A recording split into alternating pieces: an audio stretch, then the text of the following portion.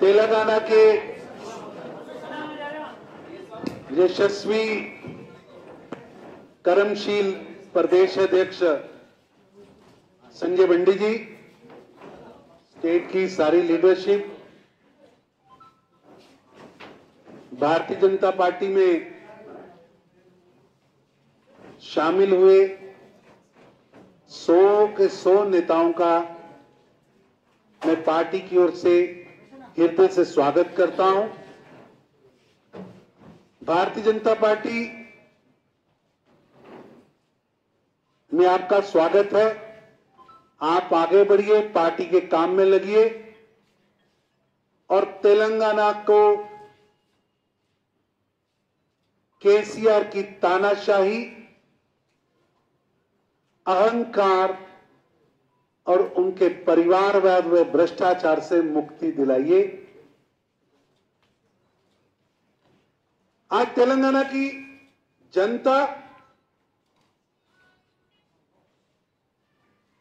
केसीआर साहब को बदलना चाहती है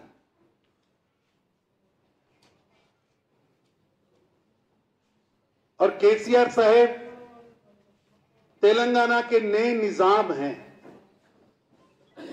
ये जो नए निजाम है, उनका बहुत बड़ा अहंकार है। उनको लगता है कि कॉन्स्टिट्यूशन कुछ नहीं है, लोकतंत्र कुछ नहीं है, कानून कुछ नहीं है और केसीआर का कुटुंब कानून से ऊपर है, नियमों से ऊपर है, कॉन्स्टिट्यूशन से ऊपर है। इसलिए वो कभी संविधान का अपमान करते हैं, कभी भारत के कानून व नियमों का अपमान करते हैं। अहंकार की इतनी पराकाष्ठा है कि अब जाने का समय आया है। रस्सी जल चुकी है लेकिन बल अभी भी नहीं गया। रस्सी का वो रहता है ना, जलने पे भी रहता है लेकिन अंदर से खोखली हो चुकी। ये सरकार अत्याचारी सरकार है। तेलंगाना के लाखों बच्चों के भविष्य के साथ इन्होंने खिलवाड़ किया है। हमारा आंदोलन जारी है। संजय बंडी जी की लीडरशिप में Bharatiya Janata party Telangana paper leak scandal में शामिल अपराधियों को पकड़ने के लिए सिटिंग जज की कमेटी उसकी जांच करे।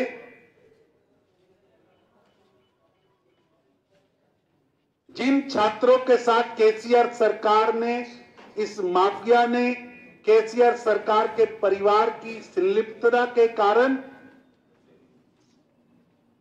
जिस माफिया ने धोखा दिया है, उस माफिया पर कठोर कार्रवाई हो और जिन बच्चों के साथ धोखा हुआ है उनको 1 लाख रुपया प्रति स्टूडेंट मिले। दोषी मंत्री केटीआर को सस्पेंड किया जाए, उसके लिए आंदोलन चल रहा है और ये आंदोलन रुकने वाला नहीं है। ये लड़ाई जिसे संजय बंडी की लीडरशिप में भारतीय जनता पार्टी लड़ रही है, ये लड़ाई तेलंगाना के बच्चों की लड़ाई है, तेलंगाना के नौजवानों की लड़ाई है, तेलंगाना के भविष्य की लड़ाई है। तेलंगाना को माफिया मुक्त करना है तो केसीआर मुक्त करना पड़ेगा। केसीआर की मुक्ति से ही, उसकी सरकार की मुक्ति से ही तेलंगाना का भाग्य जागने वाला है। हमारा आंदोलन जिला स्तर पर बड़े आंदोलन हो रहे हैं।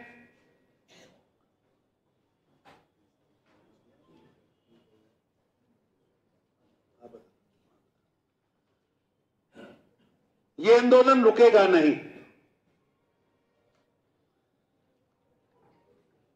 आजकल केसीआर साहब दिल्ली और देश के अंदर व्यर्थ घूम रहे हैं।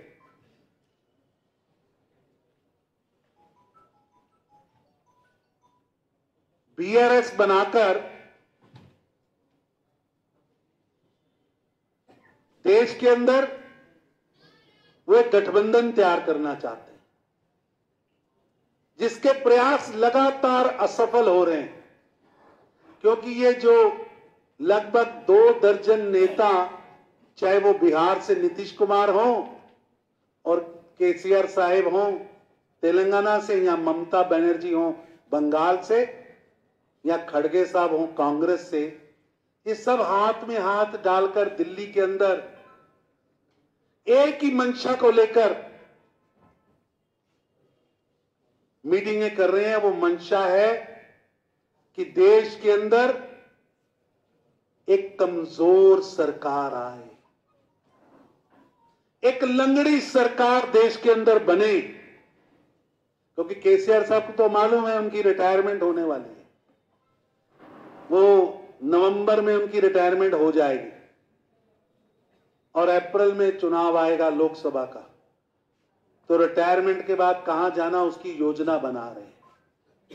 और उनकी योजना में है कि देश के अंदर जो ये लगभग 2 दर्जन नेता जिन्होंने अपने मन में प्रधानमंत्री बनने का एक हसीन मुंगेरी लाल का सपना पाल रखा है, मुंगेरी लाल का जो हसीन सपना पाल रखा है, उस हसीन सपने की बुनियाद है देश के अंदर कमजोर सरकार लाना, मजबूर सरकार लाना, लंगड़ी सरकार लाना। लेकिन देश की 135 करोड़ जनता ने तय कर लिया है कि प्रधानमंत्री नरेंद्र मोदी जी के नेतृत्व में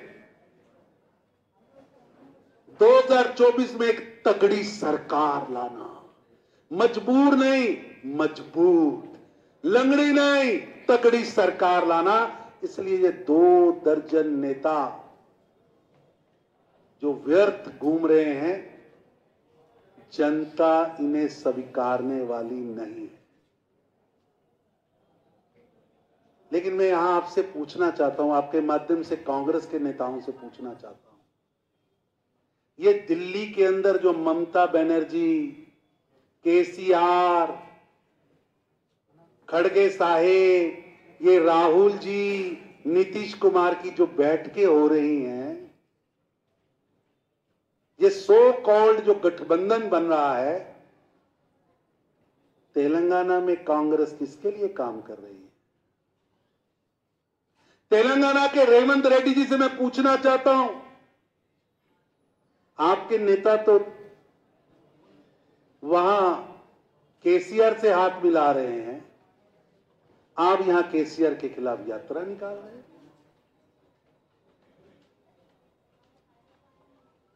पिछले 2 चुनाव कांग्रेस ने तेलंगाना की जनता को धोखा दिया।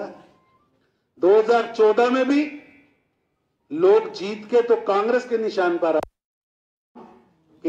किया, 19 में भी जीत के तो कांग्रेस की सीट से आए, लेकिन काम केसीआर के लिए किया।